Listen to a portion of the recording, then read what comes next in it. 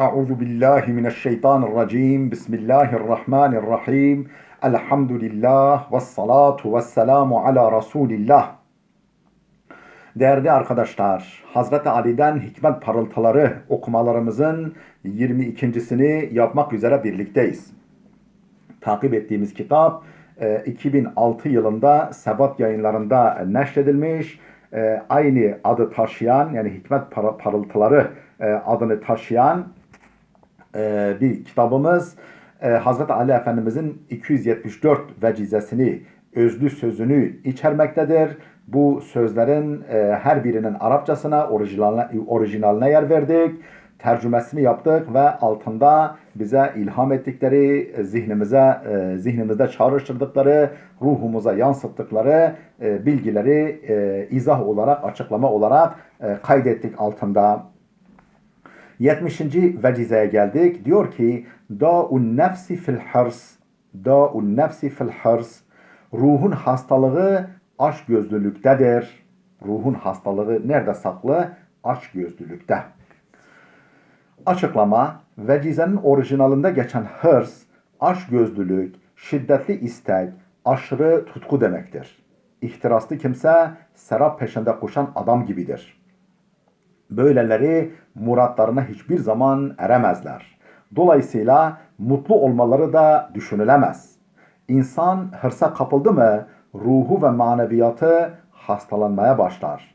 Abdülkadir Geylani'nin dediği gibi, Abdülkadir Geylani Hazretleri'nin dediği gibi en hakiki düşmanlarımız kalbimizde yaşayan üç şeydir.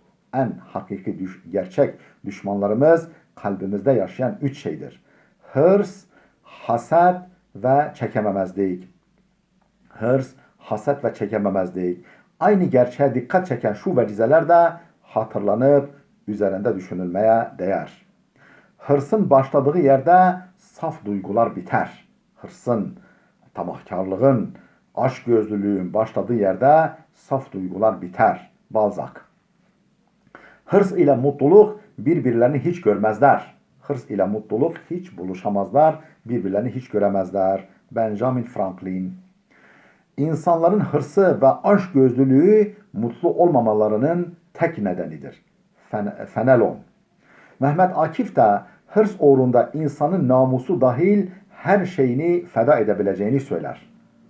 Hırs uğrunda insan namusu dahil her şeyini feda edebilir. Böyle bir risk var diyor Mehmet Akif. Bir külah kapmaksa şayet bunca hırsın gayesi, kendi namusu olur, er geç onun sermayesi. 71. vecize Dari men cefake tahcila, Dari men cefake tahcila. Yaptığından utandırmak için sana kötülük edene müdara et, yani iyi davran. Yaptığından utandırmak için sana kötülük edene de müdara et, yani iyi davran. Açıklama. Müdara, kısaca insanları idare etmek demektir. Toplumda herkes sevgi, dostluk ve kardeşliğe layık olmayabilir. Böylelerini idare etmek, şer ve kötülüklerini minimum seviyeye indirmek ve onlarla hoş geçinmek gerekir. Olgun mümin, dini kişiliğinden, inanç ve ahlakından, kısaca uhrevi hayatından ödün vermeden böylelerine karşı dünyevi bazı fedakarlıklarda bulunabilir. Yaltakçılığa, kötülüklerini onaylamaya vardırmayacak şekilde yüzlerine gülebilir. Aradaki köprüleri atmayarak şerlerine engel olmaya çalışabilir. Kısaca müdara, insanlarla kavgalı değil, barışık durmaktır. Bu bir çeşit insanları idare etme sanatı olup başarı sebebidir. Şerlerinden emin olmak için ıslahlarına çalışmak ve aradaki köprüleri yıkmamak, diyalogu koparmamak düşüncesiyle değil de dünyalık bir gayeyle insanların yüzüne gülmek, makam ve mevkilerinden bu şekilde yararlanmak dinen kötüdür. Yaltakçılık ve dalkavukluk kabul edilir. Yaltakçılık ve dalkavukluk kabul edilir. Her konuda olduğu gibi burada da niyet önemlidir. Kurtubi, büyük müfessir, büyük alim Kurtubi, müdara ile çirkin bir ahlak olan müdahane, yani yaltakçılık arasında farkı şöyle dile getirir. Müdahane ile müdara. Müdara ile müdahane yani yatakçılık arasında fark nedir? Bu farkı Kurtubi şöyle dile getirir. Müdara dini ve dünyevi meşru bir fayda için dünyevi bir fedakarlıkta bulunmak. Bulunmak demek olup mübah. Bu helal. Hatta bazen müstehaptır. Yani teşvik edilmiş. Müdahane ise yani dal kavukluk ise dünyalık için dininden, ahlakından ve şahsiyetinden taviz vermektir. Müdaranın iki önemli faydası vardır. Kötü insanların şerrinden emin kılar, bazen onların hidayetine, doğru yolu bulmalarına vesile olur.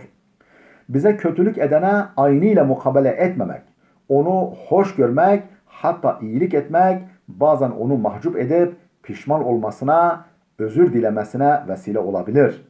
Bundan anlayan, istismar etmeyen kimselere karşı bu güzel bir ıslah yöntemidir. 72. vecize Delilu aklil mer'i kavluhu ve delilu aslihi fi'luh. Delilu aklil mer'i kavluh ve delilu aslihi fi'luh. Tercüme, kişinin aklının göstergesi sözü. Kişinin aklının göstergesi sözüdür. Asaletinin göstergesi de davranışıdır. İzah, açıklama. Akıllının dili aklının arkasında yer alır. Akıllının dili aklının arkasında yer alır. Yani akıl bir süzgeç gibi bir yani bir kriter gibi dilinin önünde durur aklının. Konuşmadan söze başlamadan önce böyle kişi aklına danışır. Akıllı kişi aklına danışır. Söyleyecekleri aklın süzgecinden geçirerek söyler. Ahmak kişinin ise, akılsız, kafasız ahmak kişinin ise dili aklının önündedir. Önce konuşur, sonra konuştukları üzerinde düşünür, sonra konuştukları üzerinde düşünür. Bunu kim söylemiş? İmam Şafii. Oysa artık ok yaydan çıkmış, iş işten geçmiştir. Demek ki insanın aklı dilinin altında saklıdır. Konuştuğu anda akıllı olup olmadığını ele verir. Akıllı insanın konuşmasında mantık, uyum ve tutarlılık vardır. Olaylar arasında uyum ve ahengi bozmaz. Abartı ve dengesizlikten sakınır. Tabiattaki yalın güzelliği ihlal etmez. Akılsız kimsenin konuşması ise tüm bu özen ve titizliklerden yoksundur. İnsanın asaleti de hal, hareket ve davranışlarından belli olur. İnsanın asaleti de, soyluluğu da hal, hareket ve davranışlarından belli olur. Hayatta ailesinde, yakın çevresinde cömertlik, hoşgörü, bayağı iş ve çıkarları tenezzül etmeme vesaire gibi güzellikleri görmeyen bir kimsenin bu asil davranışları sergileyebilmesi mümkün mü? Yani bunları yakın çevresinde, akrabasında görecek ki kendisi de uygulayabilsin, örnek alsın. Asalet konusunda söylenmiş asil kimsenin nitelik ve davranışlarına ışık tutan şu sözler de oldukça anlamlıdır. İnsan diğer insanlardan hiçbir şey istememeye, onlara hep vermeye alıştığı zaman elinde olmadan soylu davranır. Nietzsche. Aslan mağarada can verse dahi köpeğin ağzından artanı yemez. Aslan mağarada can verse dahi köpeğin ağzından artanı yemez.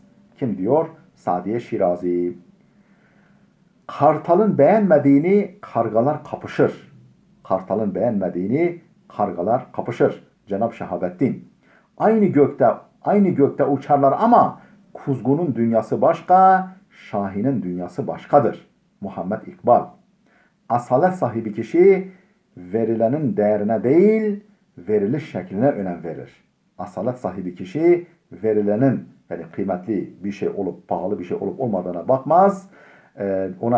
Ona değil veriliş şekline önem verir. Plütarş diye bir yazar bu sözü söylemiş. Değerli dostlar burada dursun. Gelecek dersimize kadar Allah'a emanet olun.